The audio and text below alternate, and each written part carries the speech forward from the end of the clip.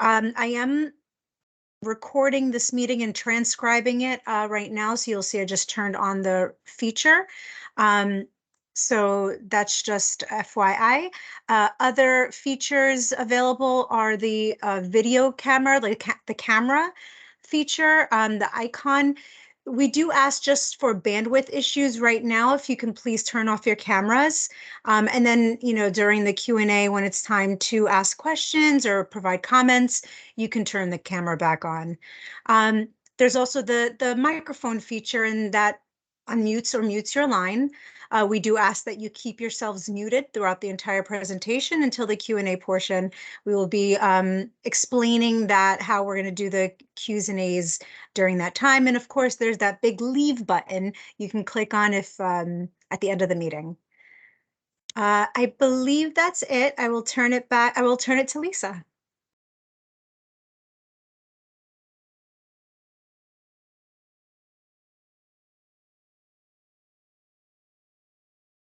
Okay. Sorry. Can you hear me now? Yes? Okay. Yes. Great. Hi, everyone. Thank you so much. I'm Lisa Garcia, Regional Administrator for EPA Region 2, which includes New York, New Jersey, Puerto Rico, and the U.S. Virgin Islands, and 8 Indian nations. So it's really great to be here and to, I guess, meet some of you for the first time. And to be able to host this meeting. So I'll just say, I know that it's an evening meeting. Thank you so much for taking the time out of your busy lives to come and join us and hear about some of the information that we're going to be sharing with you. So I just have a few comments, and then I'll kick it over to other folks who will be able to explain some of the issues with the ethylene oxide and the facility that we're talking about today. So obviously addressing risks from air toxics is a huge priority for the agency, for EPA. Under the leadership of President Biden's administration and Administrator Michael Regan, EPA has reinvigorated its commitments to protect public health from toxic air emissions, especially from industrial facilities, and especially in communities that have had many burdens or been overburdened for many years, and to really advance environmental justice. So we're on task to improve our data on emissions of toxic air pollution, communicate the risks to the public, and then develop regulatory solutions and deliver pollution reductions, emission reductions, really to protect public health for local communities. I also want to thank Supervisor Hogan and Supervisor Stroh for helping us coordinate tonight's meeting.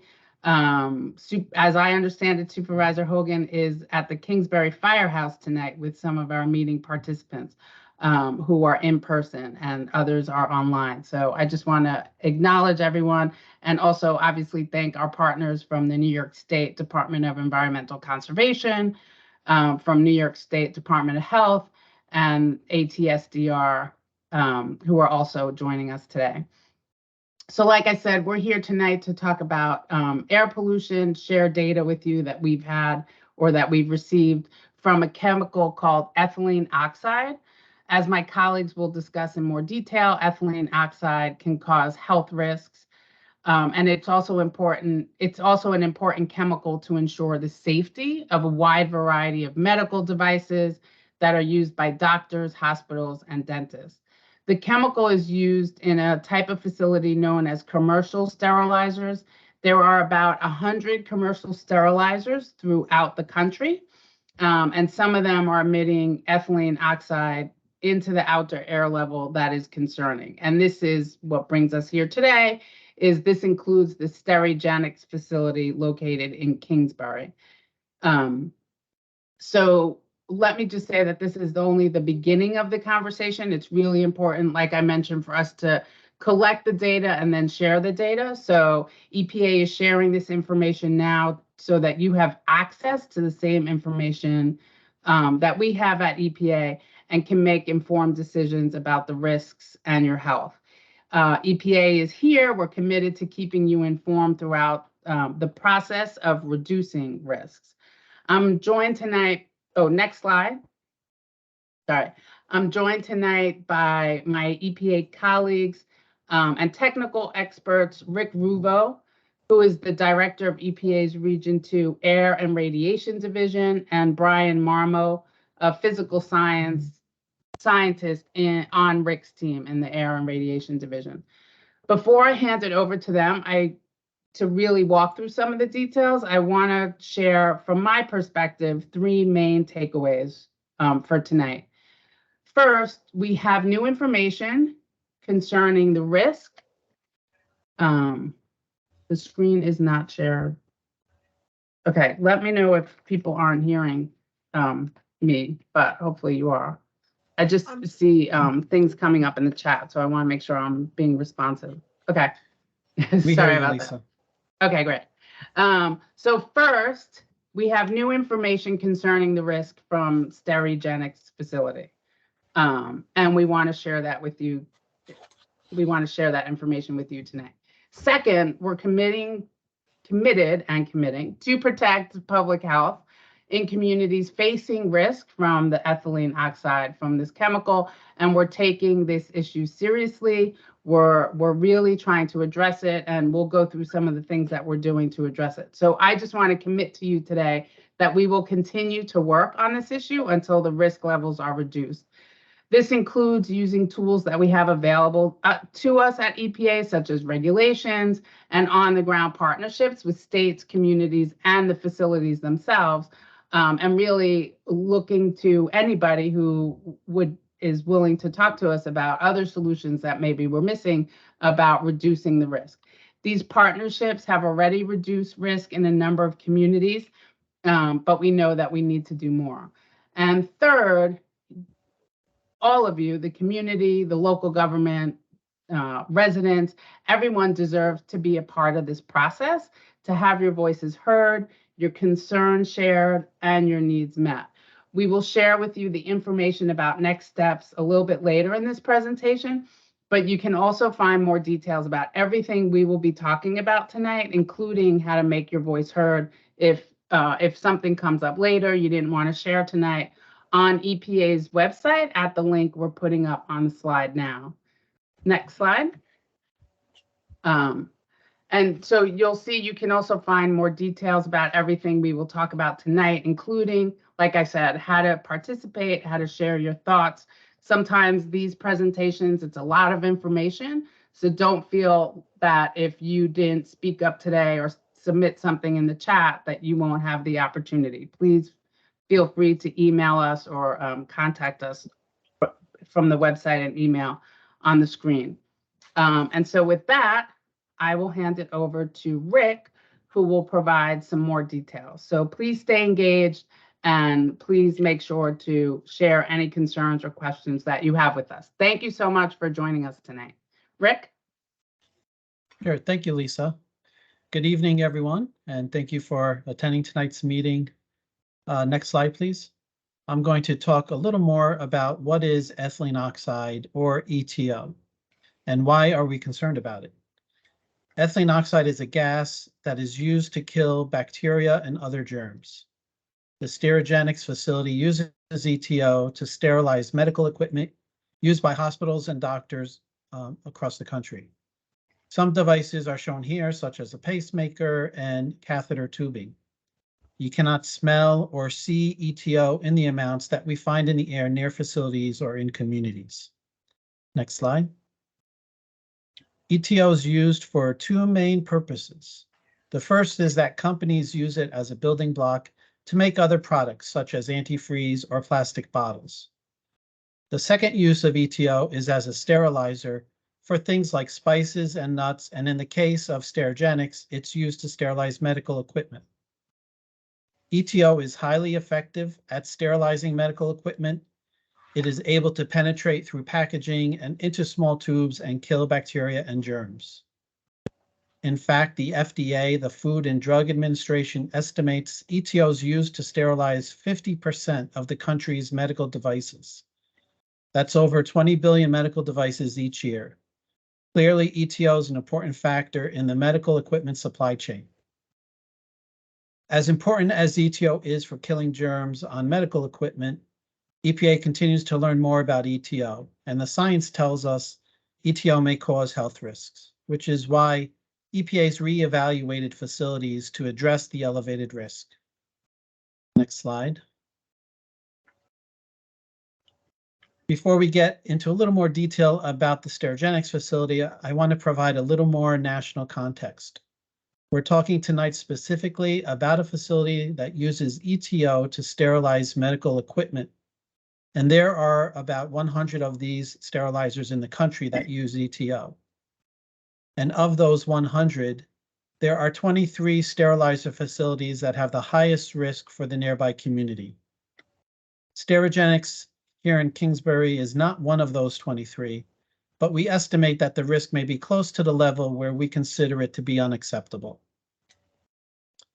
I will add that nationally, EPA has or will have community meetings for each of these 23 highest risk facilities. We wanted to hold today's meeting even though Sterigenics is not one of those 23. In fact, this is our 8th such meeting for our EPA Region 2 office.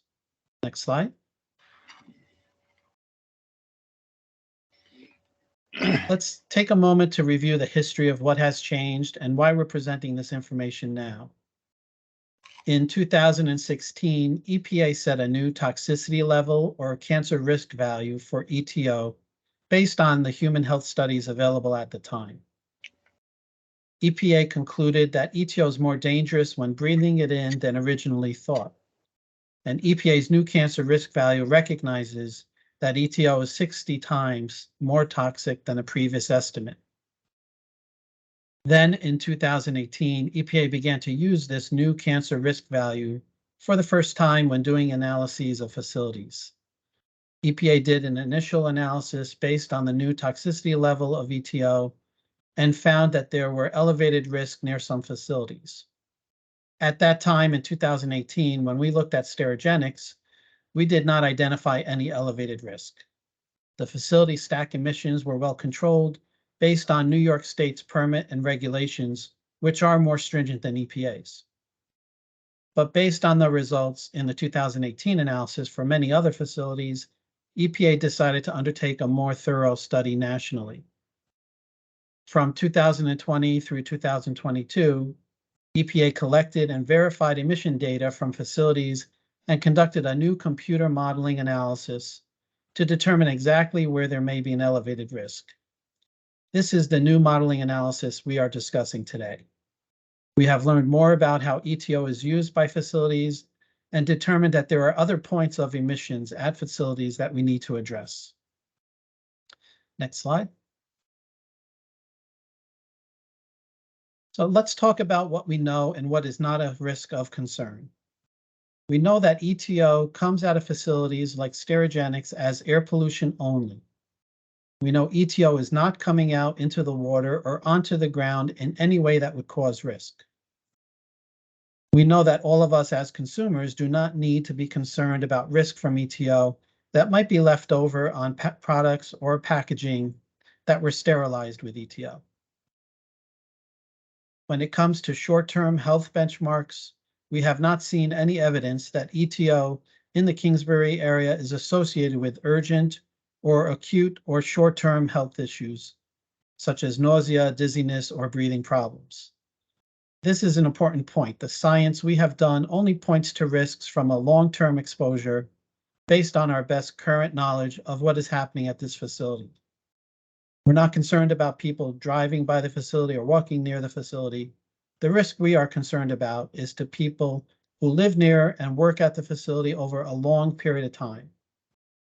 You will hear me say that several times for emphasis for the rest of this presentation. So let me explain what is a long period of time. Next slide. By long periods of time, we mean over our lifetime. We mean people who live near a facility like Sterigenics and breathe EtO every single day from birth until age 70. What we have learned from EPA's risk assessment modeling analysis is that breathing in EtO can be associated with an increased risk of cancer when people are exposed over long periods of time. and specifically it can be associated with breast and lymphoid or blood cancers. The information we are sharing tonight and also available on our website is all based on information we collected from facilities, including Sterigenics, about their use of EtO. If EPA receives new data, we may update this information. We're continuing to work with our partners to collect and verify information about these facilities, and if we learn or are able to verify important steps that Sterigenics is taking to reduce risk, we will share that information on the webpage for the facility. While we are concerned that risk in the area near Sterigenics is not, EtO is not a chemical that lasts for a long time in the environment. This means that reducing the EtO coming out of the facility will reduce risk almost right away. What we've learned, though, is that EtO can be associated with cancer when people are exposed over long periods of time. Specifically, it can be associated with breast and blood cancer. And by long periods, we specifically mean when people breathe EtO over the course of a lifetime of 70 years. Next slide. And certain people are more at risk with EtO.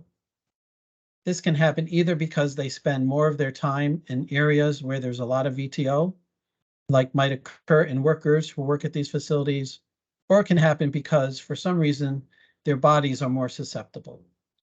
Children are more sensitive to EtO exposure because their bodies are developing, and EPA has factored that into our risk calculations to protect the most sensitive populations. And that is why we look at risk to individuals starting at birth and over the lifetime. EPA is concerned about workers and recognize that their health also must be protected. EPA is working to use our authority under the federal pesticide law to change how EtO is used in sterilizer facilities. EPA will propose specific, detailed measures to better protect the health of workers. As part of these measures, EPA will coordinate with OSHA, the Occupational Safety and Health Administration, which sets limits for worker exposure to EtO. EPA has been consulting on a national level with agencies like OSHA, the Center for Disease Control, or CDC, and the Food and Drug Administration to ensure that our actions fit into a whole of government approach. Next slide. So how do we solve this problem? Here's some good news. There is a solution. There is technology available and measures available to solve this issue. The best solution to reducing risk is to reduce the amount of EtO coming out of the facility. As residents and individuals, we ask ourselves, is there something that I can do to reduce my exposure? Unfortunately, there's not much we could do personally to reduce our exposure. Exposure can't be reduced by staying indoors, but the best solution is to reduce emissions at the facility by operating emission control equipment. And what are we doing about that? There's two main things that EPA is doing. We're updating EPA's air pollution regulation that limits how much of this chemical that sterilizing facilities like Sterigenics could put into the air. But we recognize that our regulation process takes time. And that is why the second thing we are doing is we're working with our partners in New York State and with the facility to better understand how they use EtO and to reduce the amount of EtO coming out of this facility as soon as possible. Now, next slide, I'll discuss how EPA measures risk, and then we'll show you EPA's analysis. Risk is measured as the number of estimated cancer cases in a total population of 1 million people. Lifetime cancer risk of 1 in 1 million means that for every 1 million people who are continuously exposed to a certain level of pollution over 70 years, one person may develop cancer. An elevated risk is when the estimated cancer cases is greater than or equal to 100 in a total population of 1 million people. And that is why EPA says 100 cases in 1 million people, which is similar to saying 1 case in 10,000 people. Next slide, we'll talk more about the analysis. EPA scientists analyzed the best information and data available, much of which we collected from facilities between 2020 and 2022. We combined the facility information with other local information, such as weather patterns and locations of homes. Using these factors, we were able to calculate health risks from this chemical. I want to note that our analysis only reflects health risks related to this specific chemical from this specific source. So it is this additional or incremental long-term risk of getting certain cancers from EtO that we calculated. In our daily lives, we're exposed to many different substances and chemicals. EtO is one of many influences to increase our cancer risk, not the only one. Next slide. Here's the location of the Sterigenics facility. And on the next slide is our risk gradient map for the Sterigenics facility in Kingsbury. This is a zoomed out view to see the distance. And if you go to the next slide, we zoom in on the area. This is the map resulting from, go back there. This is the map resulting from EPA's risk modeling analysis for the Sterigenics facility. The map we're showing here is our most current understanding of risk from the facility with the most recent data. Let me point out a few features on this map. The dark yellow box is the facility itself. The blue area includes residential areas where risks are around the 101 million EPA benchmark for addressing risk. The blue area shows the area where there's elevated risk. It's not showing the area where there are emissions from the facility. This is known as a risk gradient map. It's not specifically showing the distance that emissions may travel. The light yellow shaded area is considered non-residential areas. It's not shaded in blue because we do not estimate the risk in the non-residential areas. Our analysis focuses on risk to residential areas. Note that as you move away from the facility beyond the blue area, there's no shading, meaning that the risks are lower than EPA's 101 million benchmark. And as with any modeling analysis, there are some uncertainties in these estimates. Uncertainty here comes from reasons such as the fact that the weather can change, there's day-to-day operations at the facility can change, and our understanding of emissions from the different emission points at the facility can change. But these are the best health protective estimates that we have available. Rick, EPA uses 100, I'm sorry? Sorry, can we pause a moment? We're getting comments in the chat that some folks are not seeing the slides. Okay. So can maybe Isabel, can you maybe stop sharing and then share again, and then we'll take a poll just real quick. Hopefully that will solve the problem. I'm sorry to interrupt. No problem. Are you stop sharing? Yeah, we don't see it anymore. So if you can share again.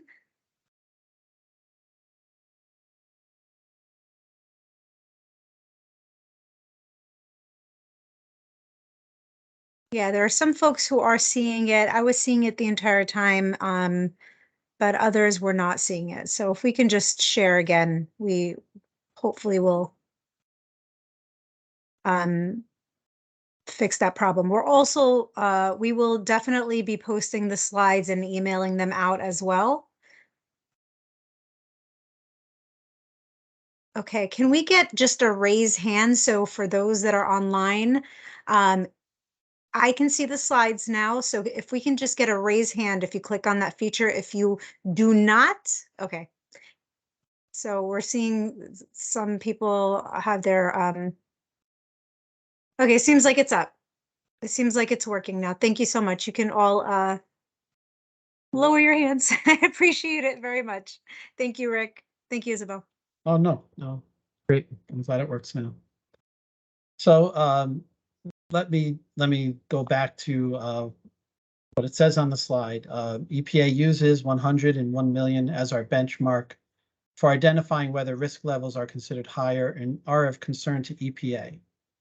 When we say 100 in a million, we're saying that we estimate EtO exposure could contribute to an increase of 100 cancer cases if 1 million people were exposed at those pollution levels for 24 hours a day, 7 days a week, from birth to age 70. And we start our calculations at birth because we want to make sure we're protective of children. We use 1 million people as the baseline for how we calculate risk, but that is nowhere near the number of people living near the facility. So the highest risk in this area is 101 million closest to the facility, or 1 in 10,000. And this again would be in addition to the risk of getting cancer for other reasons. Under the Clean Air Act, EPA focuses on risks where people live. While we're also concerned about risk to workers in the facility itself, this analysis was not focused on them. EPA has taken more actions to address risk for workers and others who spend their time in the non-residential area, yellow shading areas here on the map, that are near the facility. EPA cannot predict whether an individual will develop cancer, and the agency cannot determine the cause of that person's cancer. I will now turn things over to Brian Marmo, who's a permit writer and a modeler from the permitting section in my EPA office. And Brian will describe some more details about the Sterigenics facility. Okay, thank you, Rick. As Rick said, my name is Brian Marmo, and I'm a physical scientist at EPA Region 2. I'm going to start by providing you with some information about the facility. Sterigenics started operations in 1994. The facility sterilizes medical devices and used 157.5 tons of EtO in 2021. However, I want to stress that the emissions to the atmosphere were much lower than that number. This is because emissions from the sterilization process are controlled with a catalytic oxidizer and a wet scrubber. The ethylene oxide sterilization process is regulated and approved by the U.S. Food and Drug Administration and is subject to 40 CFR Part 63 ethylene oxide emission standards for sterilization facilities. Before we go any further, let's go over some of the basics about the sterilization process.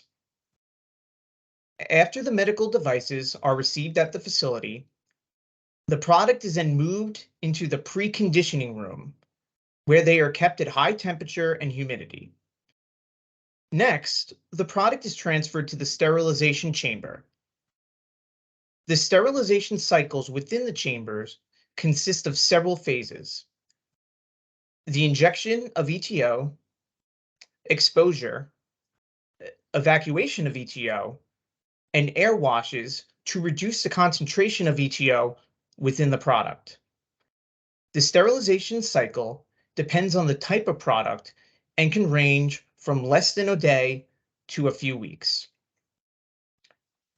After the sterilization cycle is complete, the product is removed from the sterilization chamber and placed in the aeration room, where any residual EtO within the product is removed. And finally, the sterilized product is placed in the process storage area until it is ready to be shipped back to the customer.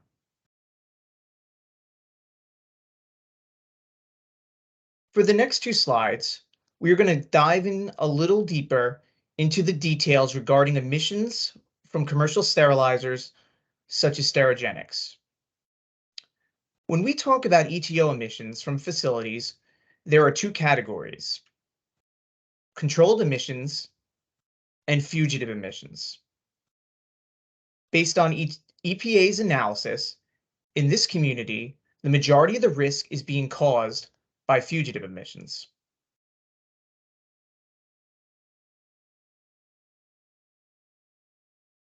Next slide, please. Emissions that leave through the stack are controlled emissions. EtO from the sterilization chambers are routed to the wet scrubber, while EtO from the aeration room is controlled with the catalytic oxidizer before they are emitted out of the stack. We have a good understanding of these stack emissions from the wet scrubber and the catalytic oxidizer.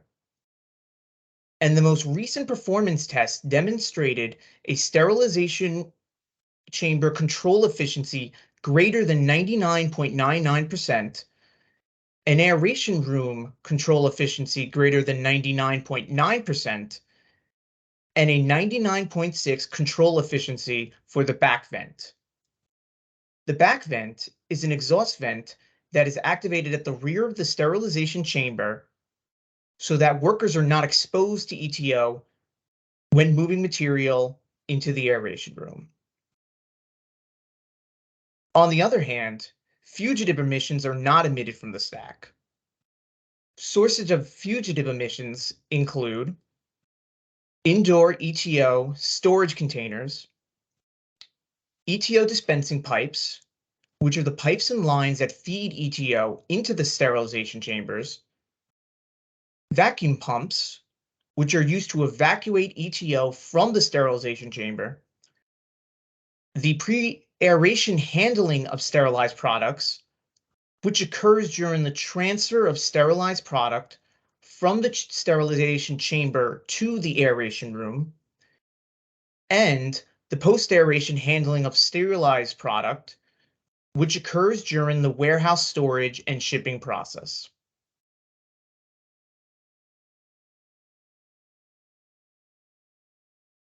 EPA has been working with our partners to reduce EtO emissions from Sterigenics. Currently, the facility is up to renew its state permit. In order to renew the permit, New York State DEC requires the facility to perform an air toxic risk analysis. To pass this risk analysis, New York State DEC requires the facility to be below the 10 in a million threshold, which is stricter than EPA's threshold of 100 in a million.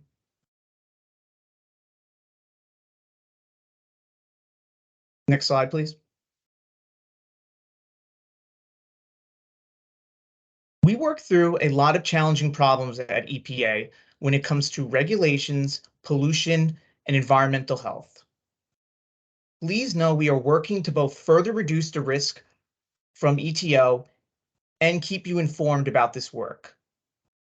Now for this slide, I want to talk in a little more detail about what you can expect from our process to update the regulations governing EtO use at this facility. The existing regulations on the books, which I mentioned a few slides back, remember sub-O, was written and put into place at a time when we did not yet understand a lot about how toxic EtO is and how it creates risk in communities. We have learned a lot these last few years, and we are planning on putting that knowledge to work in updating our air pollution regulations. And as part of updating the regulation, we want to make sure we hear from community members who live near these facilities.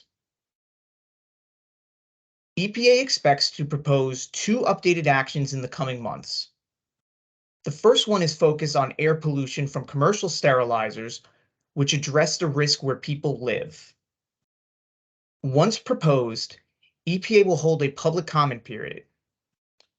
Usually for these types of actions, the comment period will be 60 days.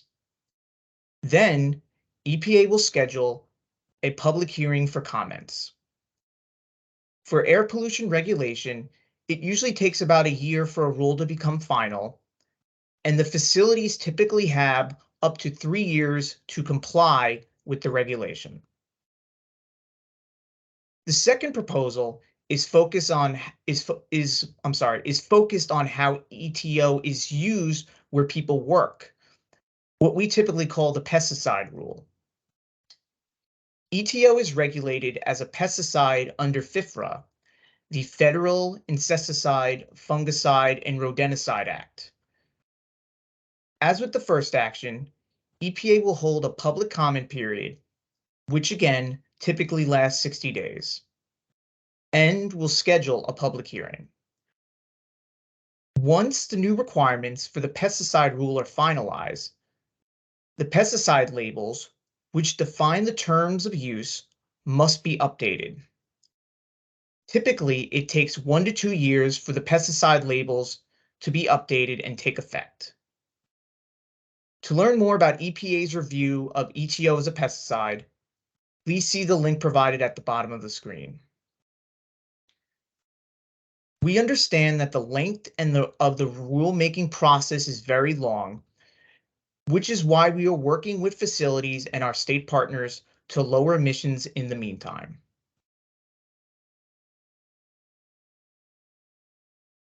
Next slide, please.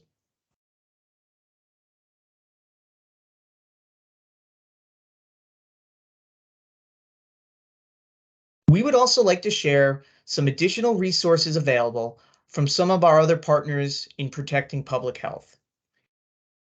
ATSDR, or the Agency for Toxic Substances and Disease Registry, provided this link to their website containing general information and facts about ethylene oxide. And there is also the CDC CDC email address. And with that, I'm going to turn it back over to Rick.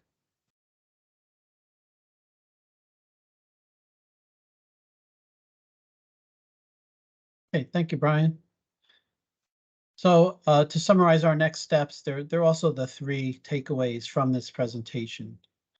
Number 1, EPA is revising and updating its regulations. As Brian described when he went over the timelines, EPA is in the process of proposing updates to 2 rules: the regulation on commercial sterilizers and the use and handling of EtO under our pesticide rules.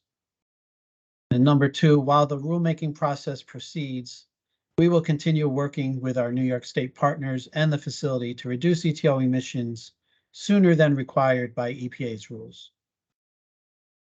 And third, we want to receive your questions and comments, and here are 2 email addresses for contacting us after tonight's meeting. I will now ask Shireen, one of our EPA facilitators, to explain how we will conduct our question and answer session. Thank you again for your participation. Thank you, Rick. So right now during the Q&A session, there are multiple ways that we will be, that we have questions coming in. We're going to turn to the room in Kingsbury. Our colleague Larissa is in person. We'll take questions from the room. After those questions come in and those questions are answered, we will then go to the chat feature, and then we will ask anyone who has questions and want to verbally ask those questions to unmute their lines. So we'll turn to Larissa first. So Larissa, you have to unmute the line in the room, and then we'll take the questions from there and then move forward. Shireen, thank you. Rick and Brian. At this point, we're going to take questions in the room here. And just raise your hand if you have a question. Great. So I ask you to speak loudly if you wouldn't mind. If you could just go ahead and say your name and the town that you're from. Okay. Okay. My name is Tammy Sheffield. I'm about a mile away from Sterigenics and Kingsbury. I have a couple questions. So one is, there's other plants that sterilize use EtO. From my understanding, why is that not part of this with Sterigenics? Why? I'm sorry. Why is that not? Why is that not included with the Sterigenics, or are they included as part of this presentation? Or I'm sorry, with the regulations and everything that you're just talking about Sterigenics? That just about Sterigenics? Okay. Were you all able to hear us on the line? Yeah, I'll repeat the question. And I think the question is, there's other facilities that sterilize, and we're only talking about Sterigenics tonight. And I think the question is, why are we only focused on Sterigenics? We're only aware of Sterigenics as a commercial sterilizer in this part of New York State that uses EtO for sterilization. So if you have information about other facilities that use ethylene oxide, we'd be happy to get that information. The only other facility I'm aware of in all of New York State that uses ethylene oxide is located in Long Island. But we'd be happy to get more information if you want to leave that with Larissa. Yeah, Thanks, Rick. This is Lisa again. So I'll just add that the regulation will be implemented nationwide. So I just want to make sure that if you're talking about other facilities in your community or in the area, let us know. But just if it wasn't clear, the regulations will be for all commercial sterilizers or, for EtO across the country. So it's both end, but please let us know if there are other facilities of concern and we can look into it, just like Rick said.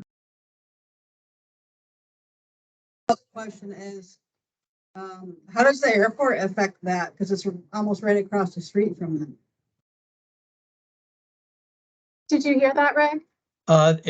If airport emissions affected the analysis, yes, this risk assessment modeling that we did was only using emissions from Sterigenics, and so this particular computer modeling analysis, we were only trying to focus on the emissions of ethylene oxide from Sterigenics and what's the incremental risk that might be added to other emissions from other types of facilities for other pollutants.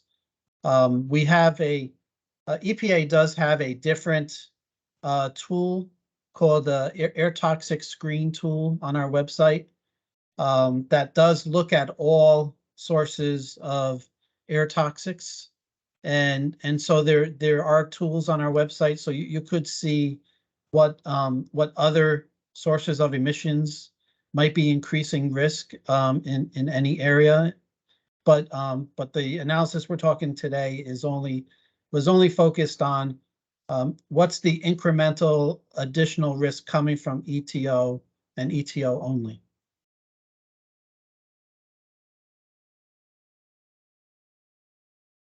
I'm not hearing anything, Larissa.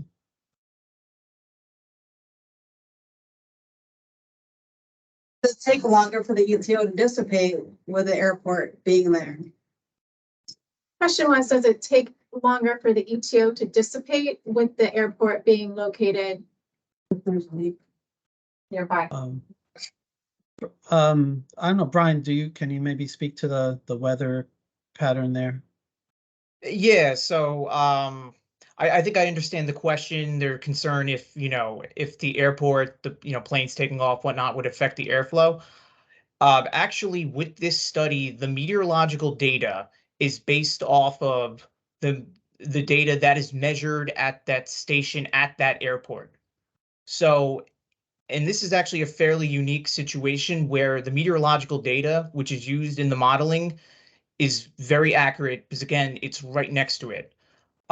Generally for this study that we did for different facilities across the country, you would use the closest airport which had meteorological data, and that could be a little bit of a distance away. But in this case, it's right next to it. So if anything, it actually gives us more confidence in accuracy regarding the meteorological data, the winds, and how we'd expect the air to disperse.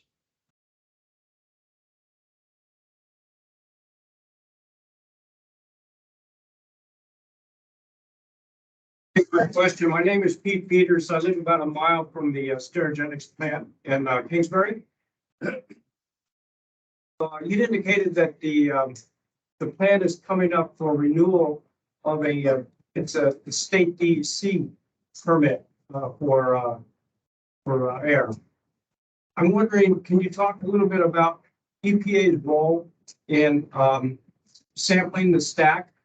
And whether you do that or does DEC do that, and how often does that happen?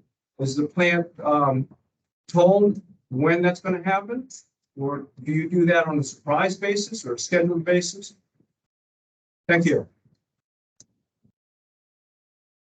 Thank you. I'll try to answer some of those questions, but I know we have colleagues from New York State DEC on the line. If they want to add to what I say, please feel free. So EPA has an oversight role in with the state of New York air permitting process, and in particular, it's the Title V operating permit program. So we will collaborate with New York State. They are the permitting authority, so they have primacy.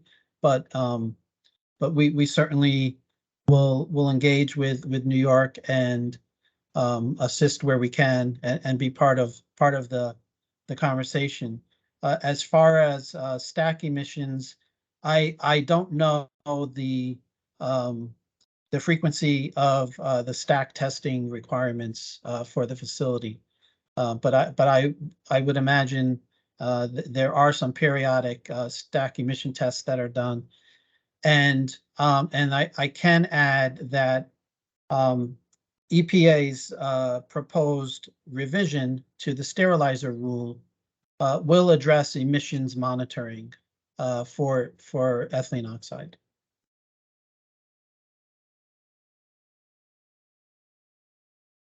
Anyone from DEC have anything to add to that?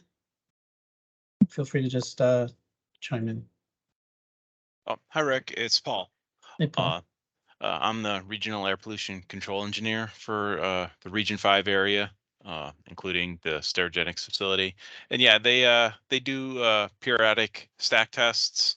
I think the last one was in 2021, 2022. I'm not sure if we have the report yet, but yes, they do have stack tests by certified stack test outfits, and we usually send at least one personnel from our regional office to observe the test and make sure they're following the proper protocol. So yes, we do have confidence in the results we get from the stack tests. Great, thanks, Paul. Follow-up question? Yeah, thank you. We do have a follow-up question. Actually, one that was just brought up here. You said the last stack test was in 2020 or 2021. I'm wondering how frequent are the stack tests, number one. Number two, if the majority of the leakage is occurring through, I think you call it fugitive emissions, how do you get a handle on the fugitive emission leakage? The fugitives are definitely a point of contention. It's very, very low concentrations. It's tough to measure. You know, like for the other compounds, we're talking high concentrations. They're good to measure. I did just check online. I mean, I have access. They have been stack tested yearly since 2016. So every year they are getting at least some part of the control equipment is being tested. But for the fugitive emissions, I mean, it's kind of a best guess. The EPA asked facilities to do nationwide, and they kind of just applied a general protocol. New York is very tough on toxics. Our rules are a little bit more stringent than EPA's. So, I mean, this facility was operating very well. They had the permit issued initially in 2013, but with the changes in health studies and the ethylene oxide concentrations that we're worried about now, we are looking to get the facility under better control some of those fugitive emissions. The facility's planning on making changes to the entire building, putting the entire building under negative pressure and treating the ambient so that future fugitive emissions will be controlled. So we're working to get the facility safe and under 10 in a million at worst, hopefully 1 in a million. But if we have other staff online that could talk about more about our toxics program, but New York does have a very good program for trying to control toxics. You have another question? Yes, sir. Go ahead. Please. Yeah. Yes, I have a series of questions, I guess.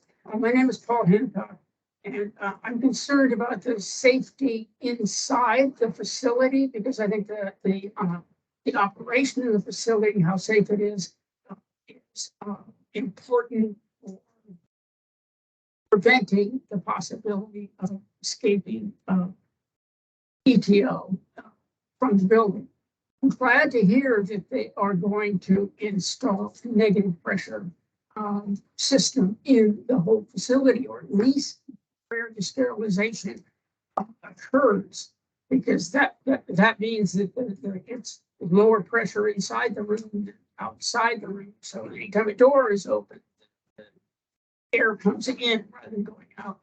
But my question is this: our understanding is that in terms of watching and assessing the safety of the operation, there's only one variable that is measured, and that is the depth of the scrubber solution, the acid and H2O inside the scrubber, and that the pH of that solution is not measured, and the temperature of that solution is not measured, and the rate of flow of H2O and other liquids into that solution is not measured. And all those are important to determine whether the operation is safe. So I'd like you to answer that. And the other thing is, what's wrong with continuous emission monitoring? Why is that a problem? Couldn't a probe be put inside the exhaust stacks? So that's Sure, I can try to answer some of those questions. As far as the safety within the facility, as I said earlier, we are working with our authorities under the federal pesticide law to change how ETO is used in the sterilizers facility. So I think many of the parameters that you listed are going to be part of our developing that new pesticide law, and it will be proposing specific detailed measures to better protect the health of the workers. Right now, our regulations are in the rulemaking process where there's an inter-federal agency review. And so that means it's right now with the Federal Office of Management and Budget, and so they serve as the facilitators with all the different federal agencies like OSHA and the FDA to ensure that our rulemaking actions fit within a whole of government approach to look at the safety factors but to also look at the the impacts to the usefulness of ETO as a sterilizing chemical. So I think many of those details will be worked out with our proposal. And then you mentioned a continuous emission monitoring system or a SEMS, and we are looking at that as part of our proposed rule for the commercial sterilizers. I don't know what the proposal is going to say, but we will be addressing emissions monitoring in our proposed rule. Rick, this is Randy at DEC. I'd like to answer another part of Mr. Hancock's question, and that had to do with the acid scrubber liquor level. As part of their current permit condition, they are required to keep weekly records of that level. So they do maintain and they do keep an eye on that. Randy, I have a question. Hi, it's Lisa. Do they currently have continuous emission monitors in their permit? No, they don't. Okay. I'm not aware of, an EPA approved method for continuous emissions monitoring for ETO out of the stack. So if Rick is describing that the revisions to the NESHAP will be looking at that, then it sounds like Rick would have more information than I know.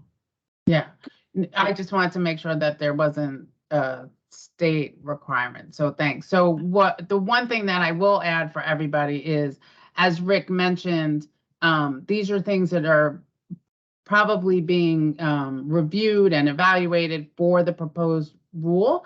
And then just as far as, you know, public awareness and being able to continue to participate is once the proposal comes out, there's also an opportunity to comment. So these are all really important aspects that we can begin to answer partially, but also hopefully everyone will stay engaged and also participate in that public participation piece when it comes out. Thanks. Hi, Rick. This is Yuan Zhen with DEC Region 5. I'd like to answer part of the question. So for the facility monitoring the scrubber liquor level, that is required under the current NESHAP rule. And so the facility has the options of either monitor the scrubber liquor level on a weekly basis or monitor the liquid scrubber liquor ethylene glycol concentration. So the facility has been operating, monitoring that liquid level as the compliance option. And so they have been operating in compliance with the NESHAP requirement for monitoring. Okay, thank you.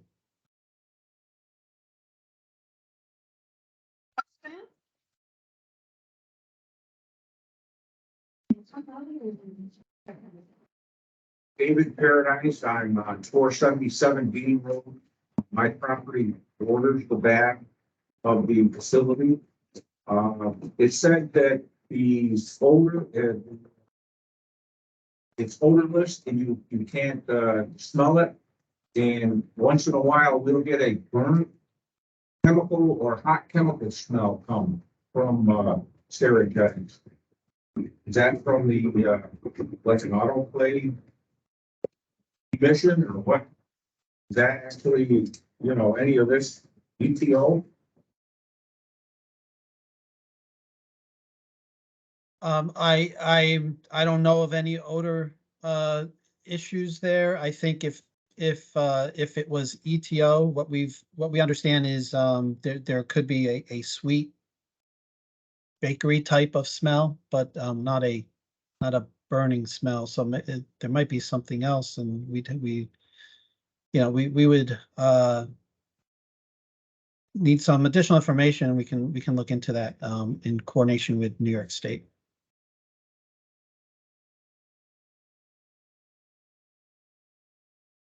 1.8 miles away. And I called DEC back in late 2020. And I don't know if it was Paul, I don't remember who I talked to, but it smelled almost like a campfire marsh. And I was researching and I came up with ETO. That's why I got onto ETO back then. Is that kind of what you smell like? It's a chemical, like a hot chemical smell. It was like a campfire burnt marshmallow smell. Best way I can describe it. Like with old cars, you smell a blown head gasket, like that. Well, I don't know what it smelled like. Okay, thank you. Larissa, we're going to turn to the chat. We have several questions in the chat, and then we'll come back to the room after we go through some of the questions in the chat and then over the phone line. All right. So I'm going to now turn to my colleague Sabina Bick, who's going to read the questions. We tried to put them in a Word document as they were coming up. So Sabina, if you can start with the questions, we'll turn to you. Good evening, everyone. Some of these questions have already been answered, but we'll read them again just to make sure everyone knows the answers. So will a recording be posted on the EPA website? So yes, we will be posting a recording of this meeting and the slides from this presentation tonight. Another question, how long has this facility been in operation compared to the risk of exposure, which is 70 years? And as Brian mentioned, the facility opened in 1994, 29 years ago. A couple of other questions. How often are stack efficiency tests conducted? So for the oxidizer, the facility conducts stack tests on an annual basis. For the scrubber, they conduct stack tests, I believe, once per permit term. And what are the variables that impact the efficiency of the wet scrubber?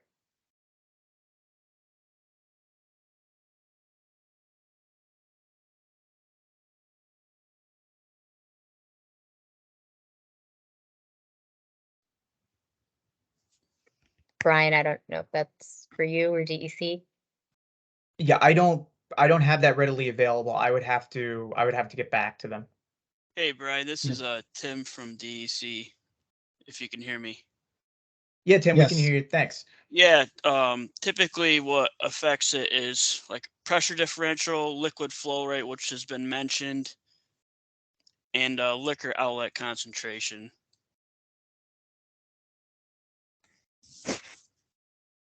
Got it. Thank you.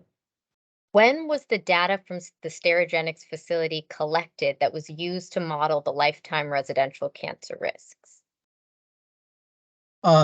It was over the years 2020 and 2021. EPA, well, the Clean Air Act has a section called Section 114, which gives EPA the authority to request emissions information from facilities. We sent what we refer to as Section 114 letters to all sterilizers across the country and asked for emissions data from all of these facilities, and I believe we did that twice, once in 2020, and then we followed up with more letters in 2021, and then that's the data that went into our model, and that's the analysis that we released in the summer of 2022. Thank you, Rick. Has the EPA conducted air quality testing around the Sterigenics facility in Queensbury? No, and air quality testing, I'll say another way to put that is air monitoring testing. So there's two kinds of monitoring. We've talked about emission monitoring earlier, and that happens at the stack. There's something called air monitoring, which is measuring of air quality that EPA and states do outside of the fence line of the facility in the communities. And we have not done air monitoring sampling for EtO in the Kingsbury community. And there's some reasons behind that. Our air monitoring technology is lacking at the moment. Our current method for air monitoring for measuring EtO does not reliably detect EtO when levels are very low, meaning we cannot measure EtO at all levels of risk. And that's why EPA pursues a computer modeling analysis, because it allows us to estimate risk at all levels. And so while EPA continues to do more research to improve our air monitoring techniques to detect EtO at the lower levels, we'll continue to use our modeling to determine how risks are expected to change when emission controls are installed. Rick, and let me add to that, when we use air quality modeling, it allows us to look at the entire community and not just a monitor location. So it gives us more data. Right. Thanks. And are results of the periodic stack tests published anywhere? And is that something maybe our DEC colleagues might be able to share?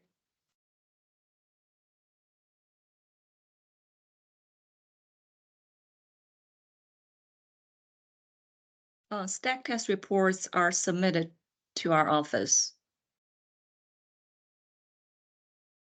That information is publicly available. Yeah, I assume you're saying that maybe someone would have to request it, but. That's right. correct. Yeah, okay. And just for folks who are in the room, can you repeat who your name is that was just speaking and who they would need to make the request of to get that information? Sure. This is Yuan from New York State DEC Region 5. Thanks. Thanks. And we'll share contact information with everyone following the meeting in an email. Hey, this is Tim from DEC. I believe you would have to put in a Freedom of Information law request to get the report, but it is available.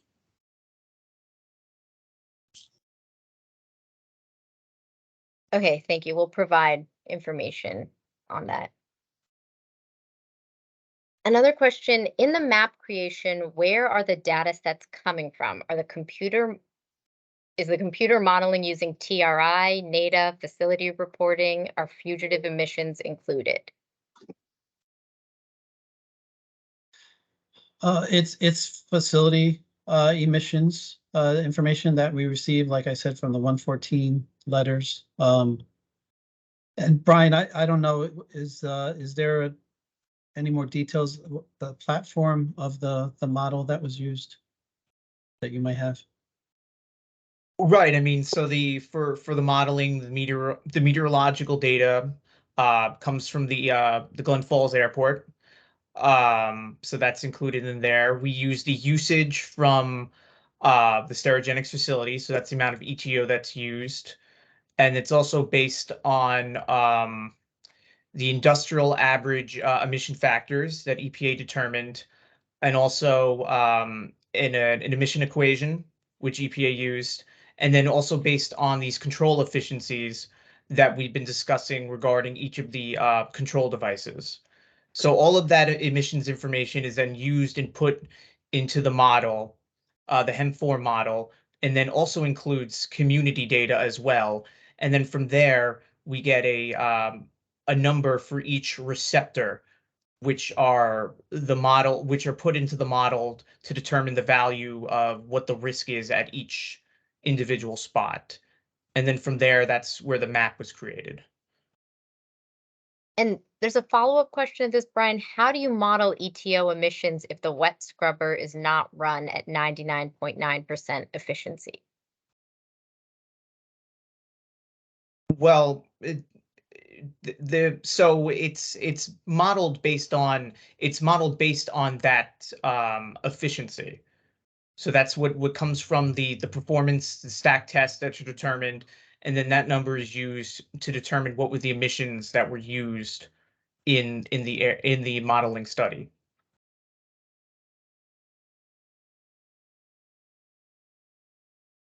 Yeah, this is Paul from DEC. If I could just add something that, like, I think the facility does a really good job on the controlling the emissions from the processes. A lot of the unknowns and a more significant amount is coming now from the fugitives now that we're concerned at lower levels. So that's a lot of the inputs that went into the model as well. And will that data used to create the map be released publicly?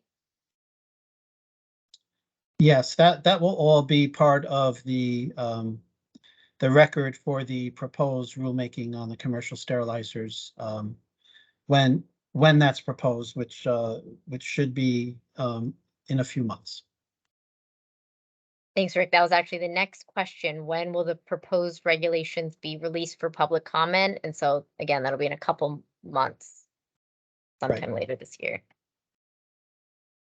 There was a follow-up question to Paul just now.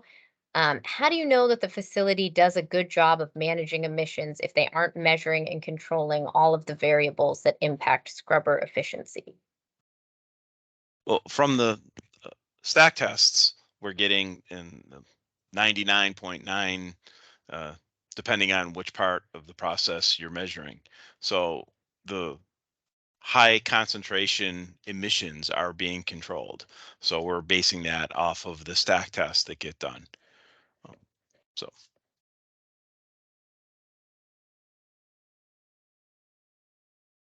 Thanks, Paul. And one more question from the chat, and then we'll go to some of the folks who've raised their hand.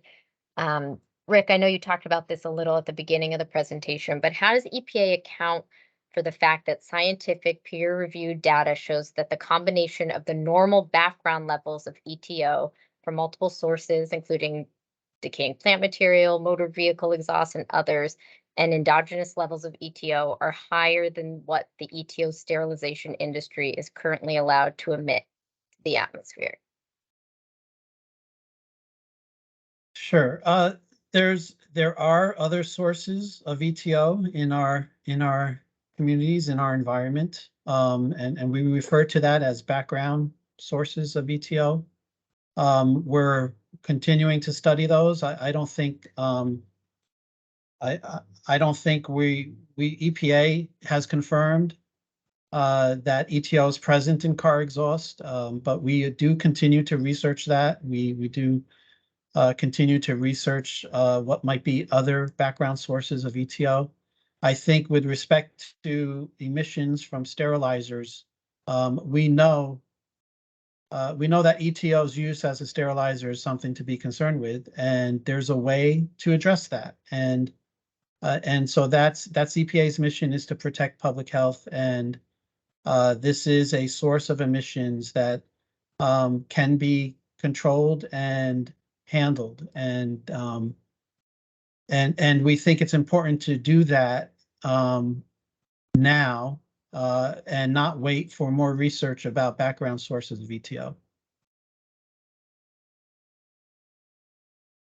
Thanks, Rick. And actually, just one more question in the chat.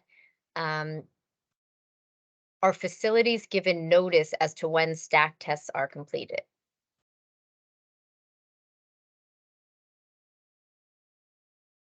Well, I guess I can answer that one. Yeah. Paul, I could answer it too if you, okay, go ahead, if you Tim. want to. So the facilities are given notice just because they have to hire the stack test company to do it themselves and pay for it. Since, I mean, we don't have the capability or resources to actually do the stack tests ourselves. So they are given notice because they have to hire the company to do it.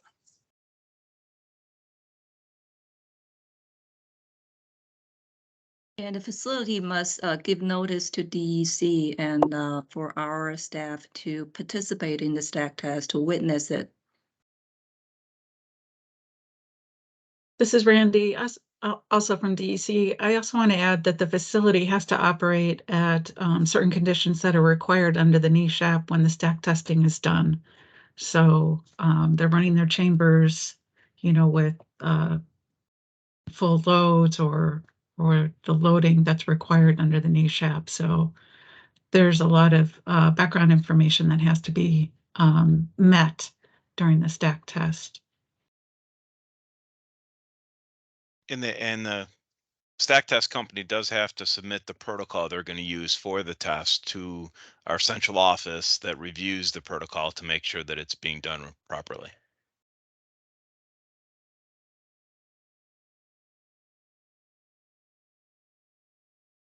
Thanks for clarifying, Paul.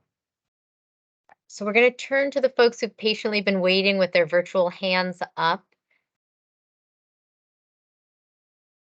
So just as a reminder, to be able to speak, there's a microphone button on the top of your screen. If you just click on that button, it will unmute you.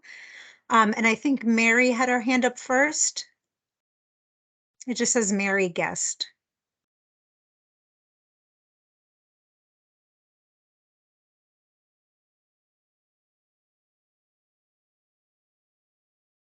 Says she's not able to.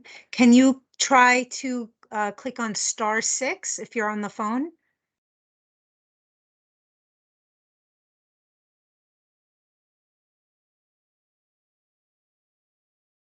You're on the computer, okay, and it's not allowing you to unmute. Can we turn to Tony? Tony, can you unmute yourself? And see if that works. Is that? Can you hear me now? Yes. Yes. Oh, good. Yes, this is Pema Reed, actually, and okay. I'm with the Clean Air Action Network and the Queensbury Clean Energy Committee, and So we've looked a little bit into Sterigenics before, but my question is, when I was reading over the EPA information beforehand, if the catalytic oxidizer was installed right before Sterigenics opened in 93, so that's 30 years, and the wet scrubber was installed in 95, which is almost 30 years,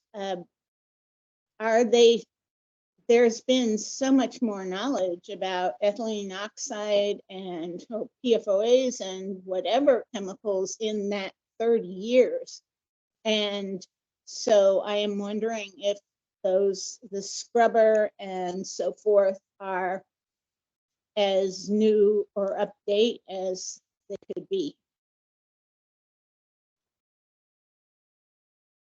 That's my question.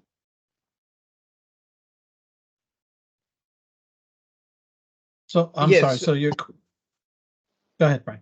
Oh, I'm sorry. I was just going to say the catalyst for the oxidizer was last changed in 2018, so that does need to be changed and on a routine basis. And as we mentioned, there have been, there are performance tests as well to make sure that the equipment is operating. So 30 years is kind of a standard time. It's not too old for something like that. It doesn't need to be upgraded and replaced or something. Yeah, I think if the performance test shows that it's still performing well, then I think it's good to go. And my other question is that I've read that there is a new way to sterilize, like the medical equipment, of which there is so much in this area, and I'm sure it comes from all over the country, but there are companies, I think even Sterigenics in other states, that are using a new system that does not use ethylene oxide, and I'm wondering if you can comment on that. Our understanding, there are some alternatives, but they are not as effective as ethylene oxide, and I believe that that's also something that would be discussed in the interagency review process of our regulation. So I think I think you're right. There are some alternatives, but we're not, EPA is not the agency that is in charge of sterilizing, or that's more Food and Drug Administration and other agencies, and so they'll bring that to the discussion. Oh, great. And I want to thank you because it's been very informative. Thank you.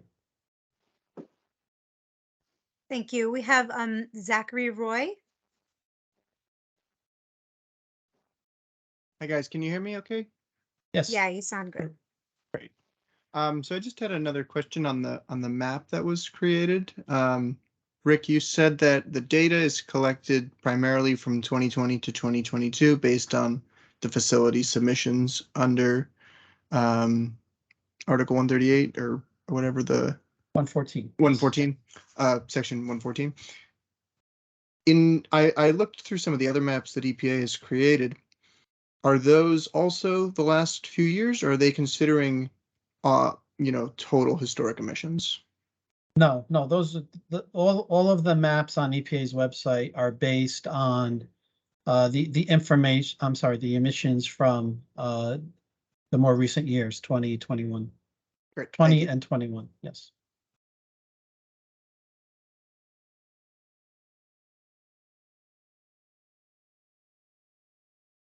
Thank you. And I think Mary's able to unmute her line now, so we'll turn to Mary.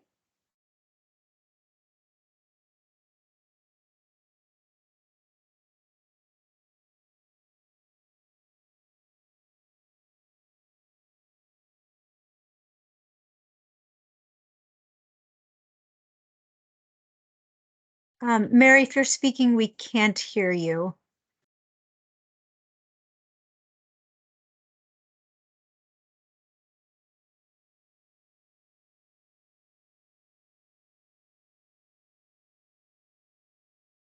You are unmuted.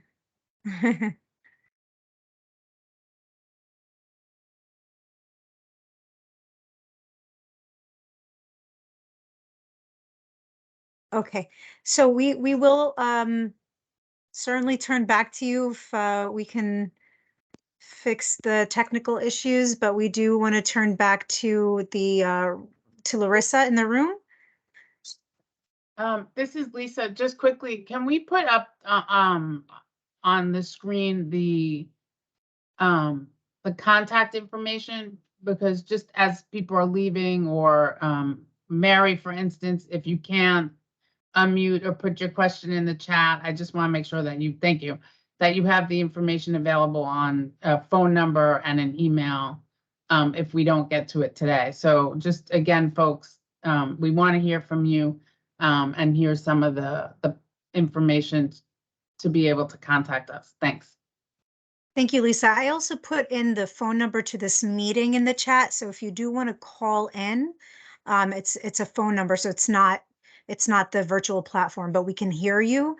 You can certainly do that. There's a phone number and code. It's in the chat. And Brian just put in his email in the chat. So Larissa, are there any other additional questions in the room? Thank you. Yeah.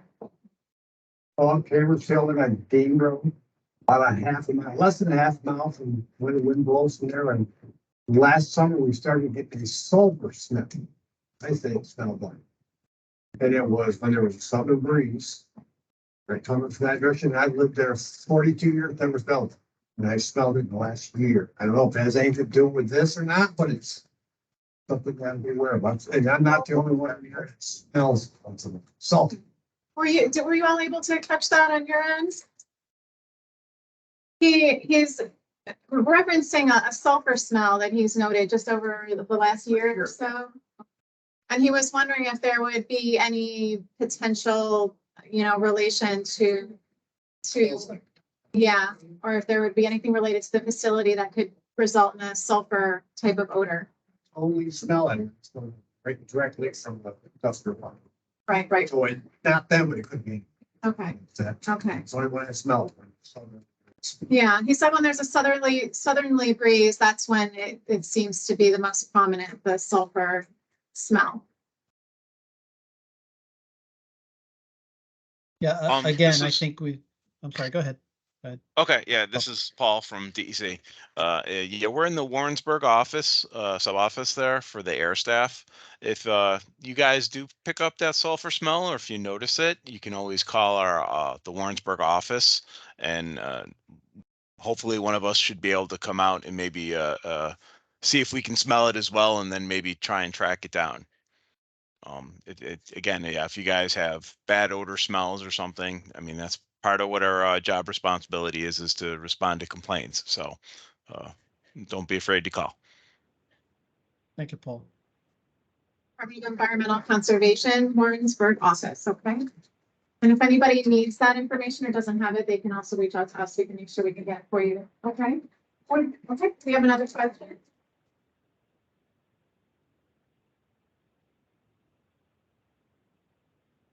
Can you hear me? My name is Betty Raymond, and I live on the stretch from Sanders Ridge to Dean. And my question would be, when is that up for renewal?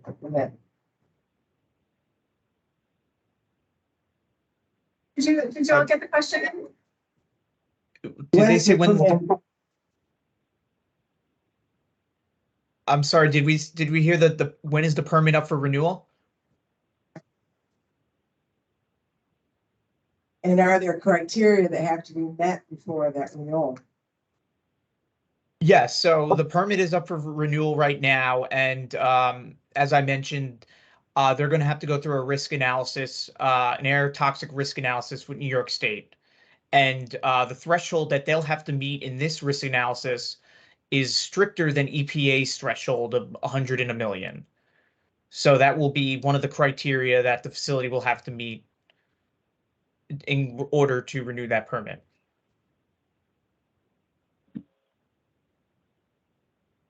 I wonder if you can hear me now? Within the stretch that I live on, there are 6 women that have had breast cancer. Within a half mile.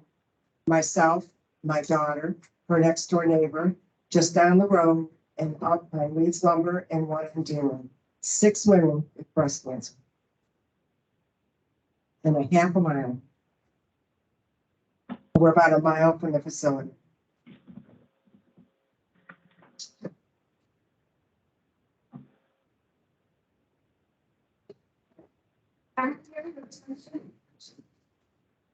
Hello?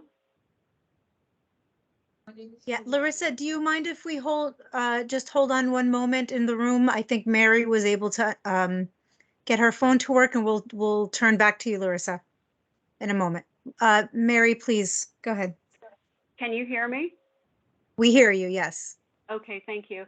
I appreciate the opportunity to ask questions. I'm grateful to have sterilized medical devices when I'm sick, but I also think it's important to make sure we're protecting the community here. The facility you said uses 158 tons of ethylene oxide a year, and I think I'm particularly focused on the scrubber because a small malfunction or a small change in its efficiency could result in a lot of release of EtO that nobody is accounting for. I've heard from New York DEC saying that the facility is operating very well, but what we've also learned tonight is that the facility only measures their efficiency once per year, that they hire the company that conducts that efficiency measurement, and that it's done on a particular day that they set so that they can ensure that the equipment is operating as well as it can. The real world is sometimes very different from that. And my concern is that there are many, many variables that affect the efficiency that the facility is not reporting to the state and may or may not be even measuring themselves. Earlier, we talked about some of those: temperature, pH, flow rates, even the condition of the packing that's in the scrubber. While the facility does measure the liquor level, that's pretty inadequate for evaluating whether the equipment is running at 99.9%. If I were baking a cake and mixed all the ingredients together and put it in the oven, and the only thing I measured was how deep was the batter in the pan, there's no telling how that cake would come out, you know, how many eggs were in there, what the temperature was, et cetera. So my concern is that the New York and the EPA have not historically been requiring the facility to monitor all of the variables that can affect the scrubber efficiency. And with most of the EtO that the plant uses going through that scrubber, again, a small change in efficiency of the scrubber can lead to a huge release. How is that going to change?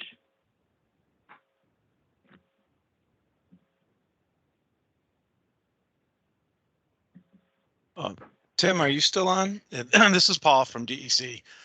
And I'm sorry if I oversimplified it, but they do have a modern control efficient facility. They have lots of measuring points, and they do keep many parameters on the control equipment. It's not just the liquor level. But you don't know what those are.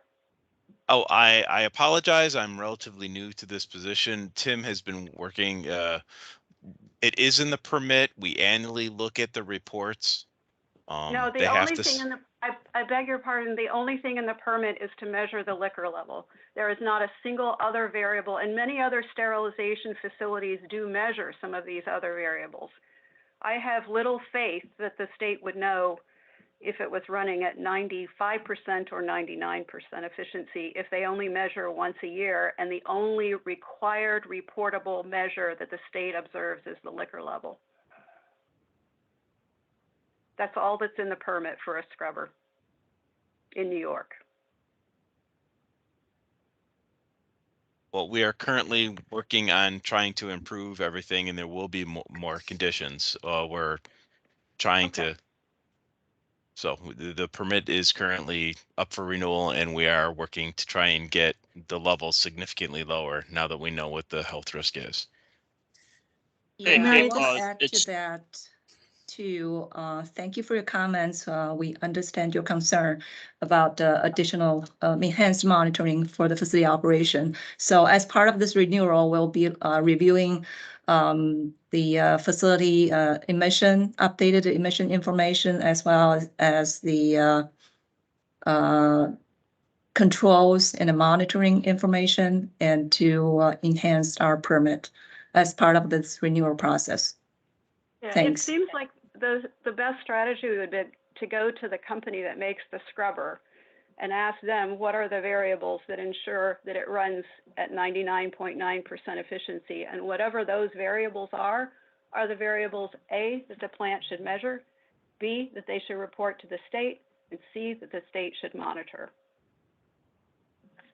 The ideal measurement would be continuous measurement of EO coming out of the stack, which some states are considering. Hey, this is Tim from DEC. I just wanted to point out that currently the facility is meeting the NESHAP through the EPA, and that only requires them to do what they're doing. So, Yeah, I know. but I they're do meeting- agree that more needs to be done.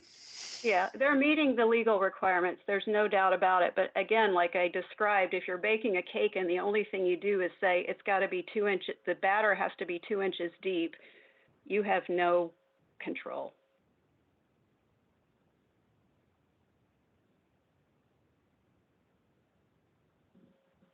Yeah, so this is Lisa. I'll just echo the thank you. And I think this is part of the work, as DEC is saying, as EPA is saying, is we are presenting data and we are saying that some of the emissions are of concern, and the goal here is to reduce the emissions in some of those impacts. So we really appreciate your comments, and it sounds like there's going to be opportunities to make sure that these comments go into the regulatory public process, but also given that there's renewal, the permit is up for renewal, and I'm not going to speak for DEC, but I know at least under the regulations, you can request a public meeting and you can request an opportunity to provide public comments. So these would be all really important things to make sure that we continue to hear. And as mentioned before, we're recording this, so we have a lot of the information that's being shared. So we appreciate it. Thank you. I wonder, and I apologize, I don't mean to monopolize. I wonder if it would make sense when you're doing your modeling to model the ideal conditions of the facility when it's running perfectly, and then also run some scenarios where it's not running as efficiently as possible, just to look at, you know, maybe if it's running at 98% efficiency, it's just not an issue. But maybe if it's running at 98% efficiency, it is, and to see what those models would look like if the plant weren't running tip top. Yeah, that is something that we're able to do with a computer model compared to air monitoring. So that is a benefit of using the model, and we do intend to do other risk assessments as we work with more facilities and see the changes in emissions and how that how that changes the elevated risk that was identified, and operating controls at different efficiencies is another variable. Sure. Thank you. Thank you so much. Thank you so much, Mary. We're going to turn back to Larissa in the room. Can I ask a question? I'm sorry, can you identify yourself? I just can't see. My name's David. I'm on the phone line. You said to chime in if I could. Sure. What happens to the glycol? What happens to the liquid when it's saturated? What happens next? Is it sold? Is it gifted? What happens to the glycol? Because here's my question. If they're using ethylene oxide that the sterilizers the device makers are paying for, ultimately the patients are paying for, and they're selling that glycol, I don't see any real capital expense to the glycol production. So what happens to the money for the glycol?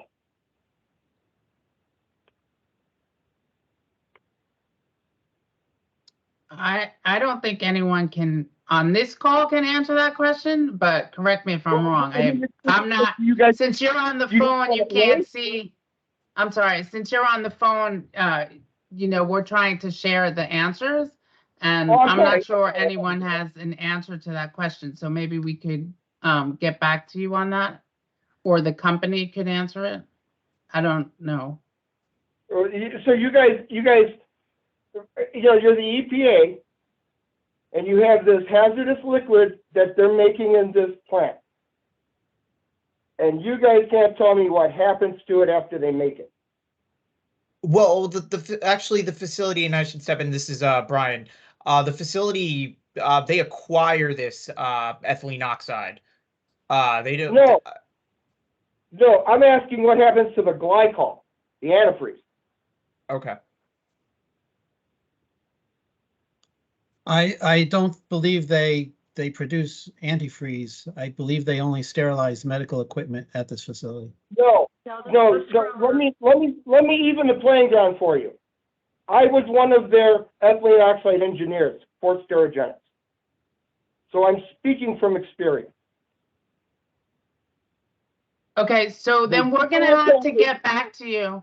They do bring the tankers and they do send it out. Where does it go? And where's that money? Is it taxed? And is there any plan to rebate that money back to the patients? Yeah, So I don't think that's we're gonna have to get back to you on that. Yeah. Sterigenics is a crooked organization, and you guys have done an infomercial here when you've been doing real effective meetings prior to, and you've done nothing but an infomercial for the company on this one. You were not anywhere near as compassionate about the cancer risks or the children or anything as the other meetings were. You sold out to Sterigenics on this one, and I'm disappointed. But I want an answer on the glycol. It's the least you could do. Okay. Thank you, sir. We appreciate your concerns, and we will definitely try to get some of the answers to you. We appreciate it. Thank you. And how are you going to do that? Because you didn't take my information yet. We have your phone number here, unless it's not the right phone number. Well, it is. Well, I'm sorry. It has to be. Yeah. Hey, listen. Thank you. You guys have done a great job in the ones I've heard elsewhere. You really have. I'm very disappointed that you took the attitude you took with this one, because they don't have the gravity of the risks that you should have communicated to these people. And you know it. Anyway, I do appreciate the effort. But I suffer from this stuff every single day of my life. All right? I wake up with it every day. And I know what it's like to get sick from it. So I'm speaking from experience and passion. Hey, listen, I am very grateful for the EPA and all of the organizations that make it what it is. I really am. Thank you, and I hope you'll call me soon. Thank you. All right, bye-bye. Thanks, bye-bye. Thank you. Thank you, Lisa.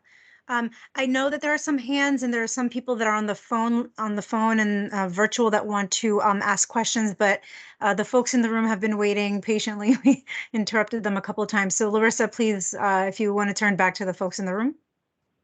Thank you very much. Hello, my name is Marie and I live in the affected area of Moreau. What are the rules regarding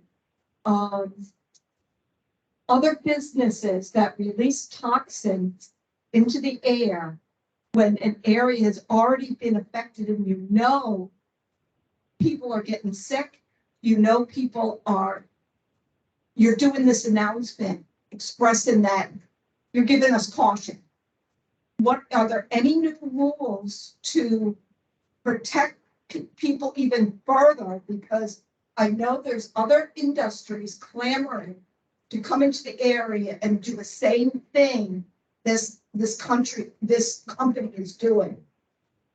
I mean, we are already affected by major pollutants throughout the years and currently, and there's individuals here that have suffered breast cancer. What are there any new rules protecting the communities down the road so they're not hit 2, 3, 4 times by such toxins? Thank you. Yes, there are existing rules in place now for for permitting new facilities. If they have emissions that are considered to be a major source, they will need to get what we call a PSD permit, which is prevention of significant deterioration, and it has provisions that they would need to come in with the right emission limits and emission controls to stay below certain thresholds for that permit. And then there's also, depending on the area, there's something called a new source review permit. So any new facilities will have to go to the state and submit an application for a new source permit. And what also goes into those permits are any other requirements that particular facility would be applicable to, depending on the type of industry that you're talking about. So there are permitting provisions in place, and New York State does have very stringent permit rules. I don't mean to be rude, Also, I would like to know, is there a limit of amount of pollutants in one community? I mean, it's already being polluted by multiple industries around. Is there any limits to stop even more pollutants coming into our area? So, yeah, go ahead, Lisa. Oh, go ahead, Rick. No, after you, please. I was just going to say that there are there are obviously permits that are issued to facilities. Usually the municipality is the one that would grant or approve a siting of a new facility. But I did want to mention something, and I used to work at New York State DEC, so if I'm overstepping, I apologize. But I just want to say that the governor of New York recently signed a cumulative impacts law. And so what you're talking about, and sometimes government doesn't move as quickly as communities are asking us to, and we recognize that. And there are obviously public health issues that we want to address. So this cumulative impacts law is going to begin to look at a little bit of what you're mentioning, is that there are in communities that it's not just one facility, it's sometimes a cluster of facilities. And I haven't been to Kingsbury, so I apologize. I don't know your neighborhood or community, but that is what the law is going to begin to address, is cumulative impacts. So I don't know if you were a part of that, advancing this issue of cumulative impacts, but I know that New York State is focusing on that and going to begin to come out with some of the work, either policies or regulations. So that's what I can say on the New York State and the cumulative impacts issue that you're bringing up. Other question here? I have a question when it comes to the transportation of the product and how it's brought into the facility and if that's monitored at all. Because I know with most chemicals, when it's transported from a truck and brought into a tank or holding tank, there's usually leakage or some runoff. Is there any concerns with that?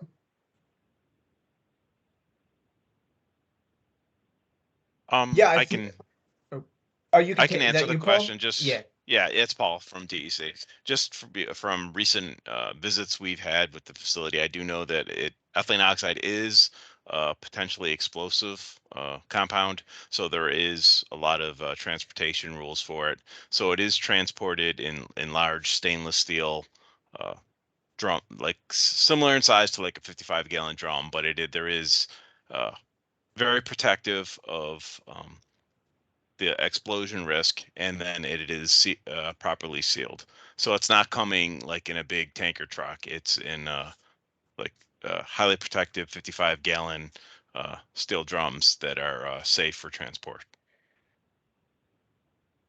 And I was just going to add that that the storage of ETO is included in EPA's analysis as a fugitive emissions. So.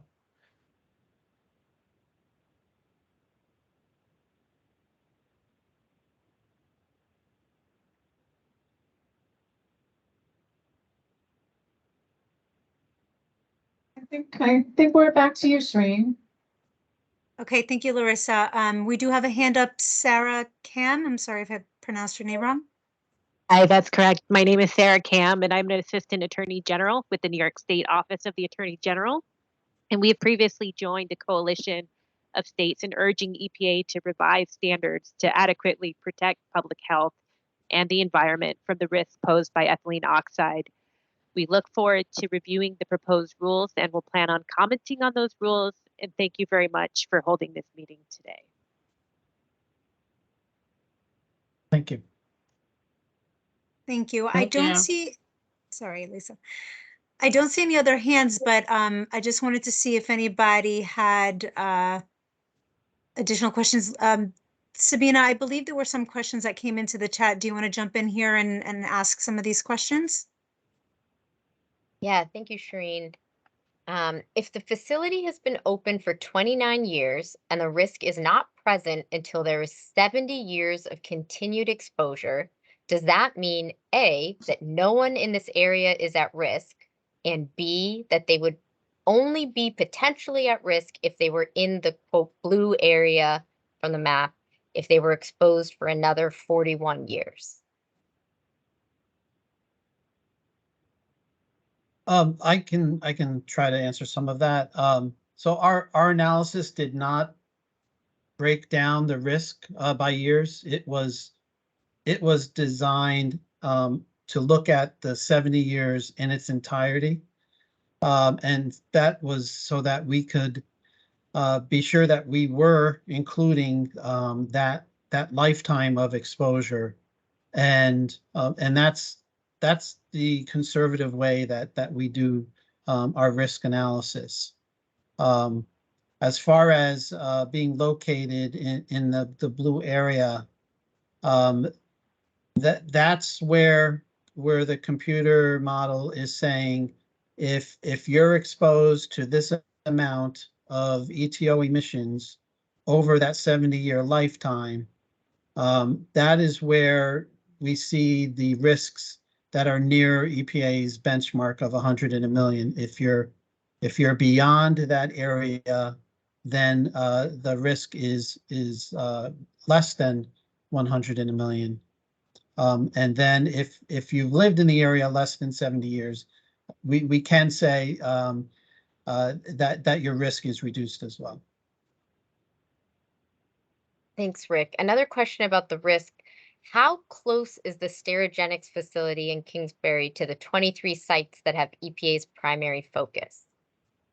What implications apply to this unique group of sterilizers? So by close, I'm gonna assume they're referring to the 100 in a million benchmark. So when EPA did this analysis, we looked at which facilities were above 100 in a million, had higher risk. If you go to our website, you'll see areas where the risk is as high as I think we had a 6,000 in a million facility and community in Puerto Rico. And so EPA used the facilities that were higher than 100 in a million to determine where we would want to have these community meetings. So there are some in that 23, that list of 23 sites that you can see on our website.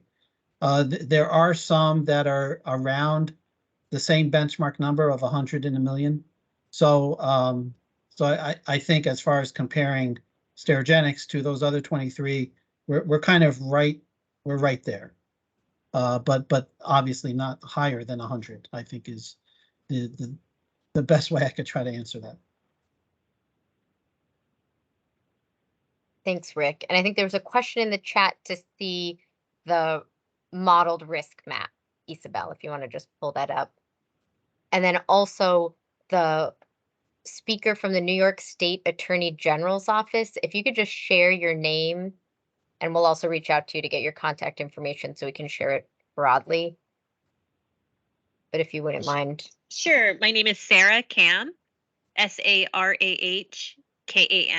So my email is sarah.cam@ag.ny.gov. Thank you, Sarah.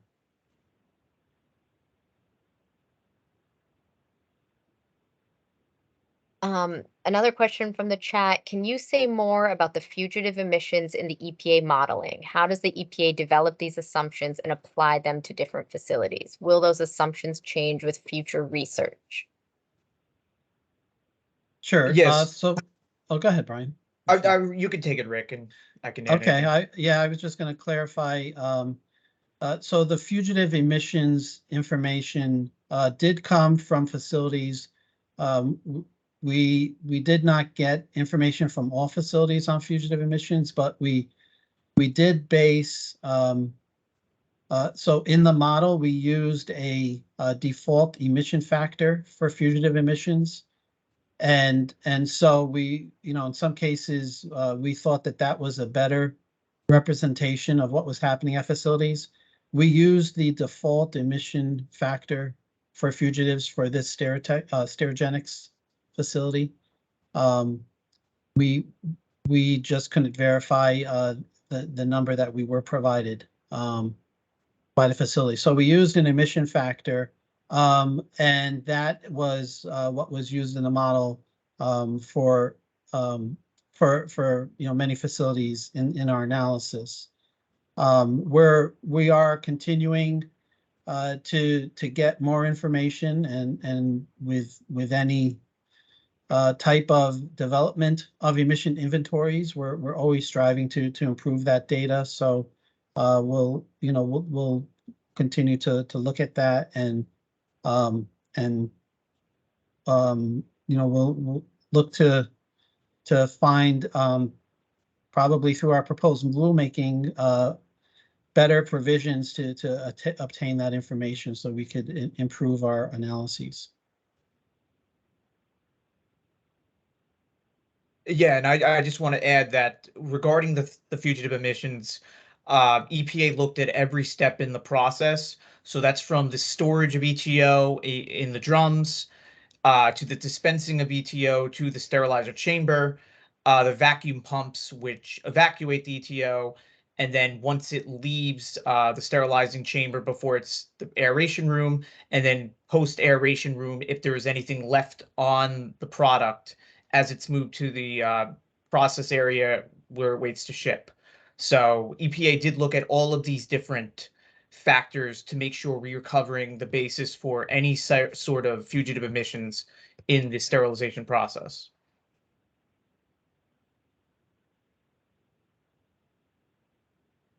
Thanks, Brian.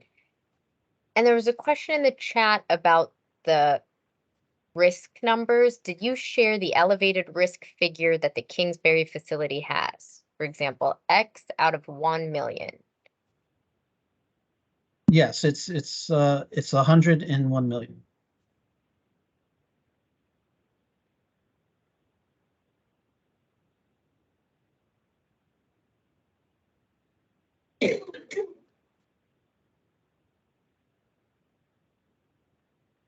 And I think that's all the questions in the chat. Oh, another question just asking again when EPA is expecting to have the new regulation announced. So the proposed rule will be out for public comment in a couple of months later this year.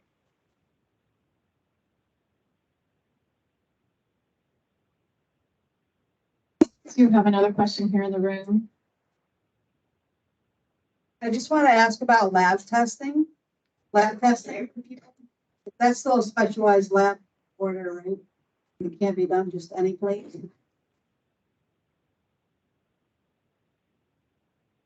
I'm sorry, did you say lab testing, LAB?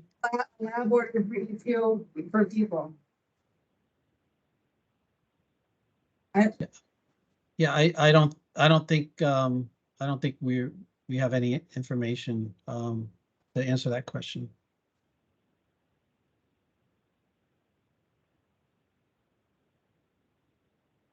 Yeah, our risk analysis was only focused on commercial sterilizers. We were not looking at laboratories or hospitals or other sources. I think EPA might look at that in the future, but that wasn't part of this analysis. Facility for exposure for the worker, our neighbors. Yeah, so it sounds like we have a couple of questions here, just maybe two separate questions, but one more specific to information about the workers, their potential exposure, and then the folks that live nearby the facility. So the analysis that that we're sharing here is only looking at the elevated risk for residents near the facility. We did not do an analysis of workers at the facility. We did not do an analysis of other workers at nearby facilities. So the blue area on the map here is only looking at risk for residents. And as far as the exposure for workers, that's an additional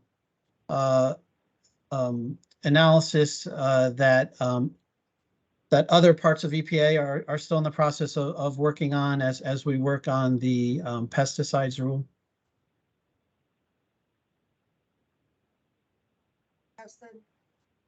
Rick, I just want to remind folks that Jim Bowers from New York State DOH and our colleagues at ATSDR are on the line in case they wanted to speak. Yeah. Hey, thanks, Sabina. This is Leah Graziano, and I'm the regional director for ATSDR stands for the Agency for Toxic Substances and Disease Registry. So I actually work in the regional office, and I did want to just address, I think there was the question regarding if I'm understanding the question correctly, and please forgive me if I'm not, but regarding lab testing for ethylene oxide. So there is a test that's available. It's a blood test, and it's called hemoglobin adducts of ethylene oxide blood test. But there are several things that that should be noted regarding these tests is that they're not available as routine medical tests, and they're not typically done at commercial labs or in doctor offices. It is a useful test, such as measuring ethylene oxide exposure in a workplace or getting a better sense of background levels in different groups. So if folks wanted to get more information, or the person who specifically asked that question about blood work, I'm certainly happy to provide my contact information, and you can reach out to me and we can discuss your questions about that further.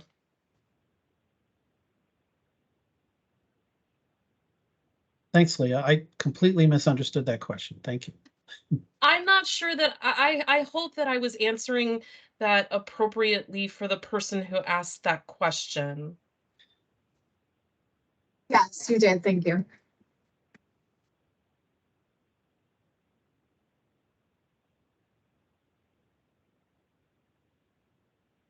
Any additional questions, Loris, in the room?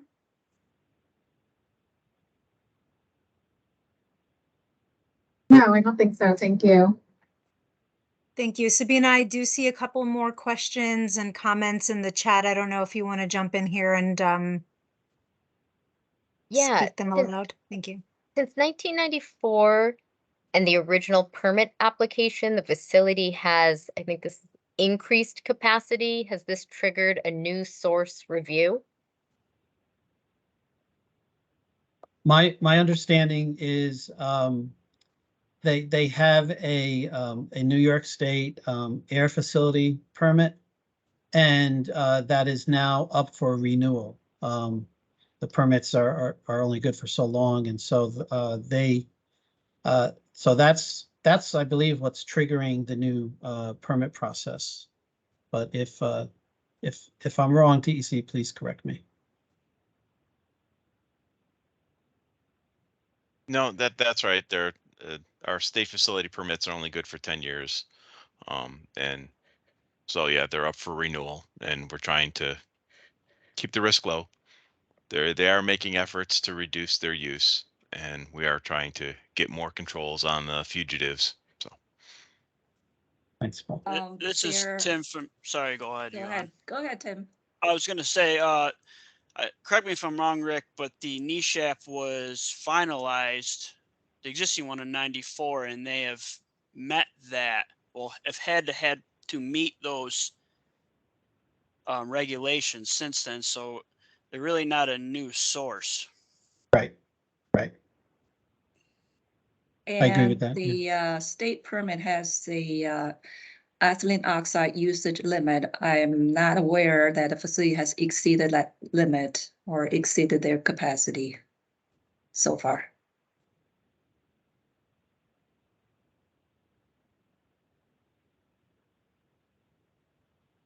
Thanks. And there was a little bit of confusion about the risk numbers. So can we clarify if the Kingsbury number is below or above 100 in a million?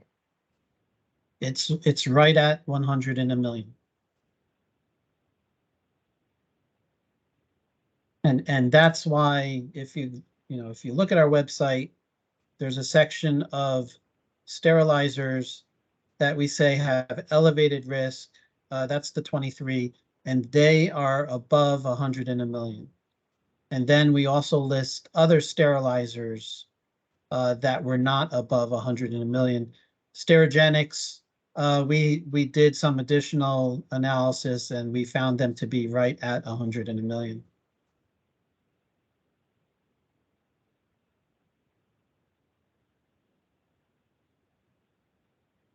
Are there other sterilizers that are also at 100 in a million? Brian, I think you said there were. I believe so, but off the top of my head, I'm not sure of what specific facilities. So we can look into that and get back to you.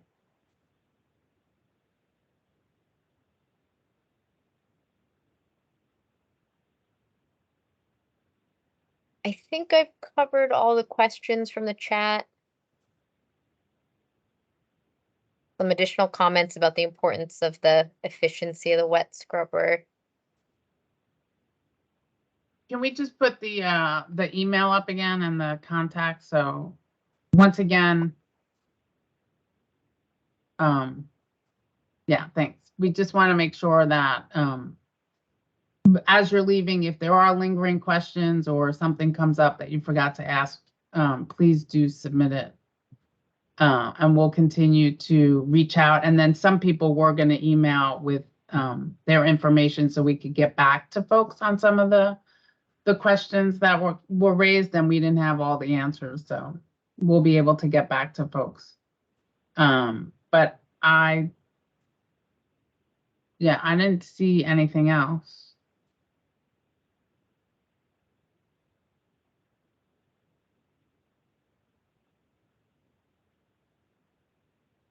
Well, thank you again, everyone, so much for your time. We'll follow up on some of the questions that we heard in those specific people who had personal questions and make sure you guys all get the contact information to follow up. Yeah, and we will be posting this this PowerPoint presentation also. So if you want to share it with others or just review it again, let us know. As Sabina said, just any other questions. So thank you again, everyone. We really appreciate your time. I know that it's late.